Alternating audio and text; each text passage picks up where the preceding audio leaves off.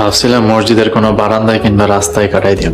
আল্লাহ কত সুন্দর বিছানার ব্যবস্থা করেছেন। জনাবা, শুক্রিয়া। আপনি এখন আসেন। আমার জনাবা বলতে হবে না, মরিয়ম বলে ডাকলেই হইব। টেবিলে পানি দেওয়া আছে। আমাদের বাড়িতে যদিও মশা নাই, তারপরে যদি আপনার দরকার হয় মশারি টানায় দিব। আর হালকা ঠান্ডা পড়ছে তো, তাই কাঁথা দিলাম। বেশি শীত লাগলে বললেন, মোটা কম্বল দিয়ে যাব। আমার আর কিছু লাগবে না, আপনি অনেক কষ্ট করছেন। আপনি এখন যান।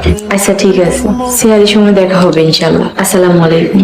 ওয়ালাইকুম আসসালাম। হে আল্লাহ, তোমার দরবারে কোটি কোটি শুকরিয়া। এই সম্মান তোমার না।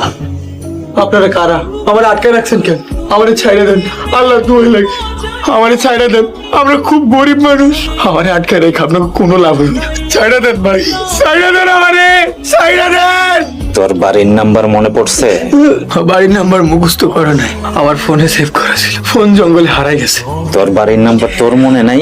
না ভাই, আমারে ছাইড়া দেন, আপনাকে দুইটা পায়ে ধরে আমারে ছাইড়া দেন। তো কইরা তোর বাড়ির নাম্বার মনে করণের কোনো দরকার নাই, আমরা নাম্বার ম্যানেজ করে ফেলাইছি। আমার বাড়ির নাম্বার আপনারা কই পাইলেন? কথা কবি বাড়িতে? খামাকা টেনশন করুন। আমি রিপোর্ট। বাবা তুই কই? রিপন 3 দিন ধরে তোর কোনো খোঁজ খবর নাই। তোর মা তো তোর লাগে পাগল হয়ে গেছে। রিপন আমার দেখ, আমার দেখ।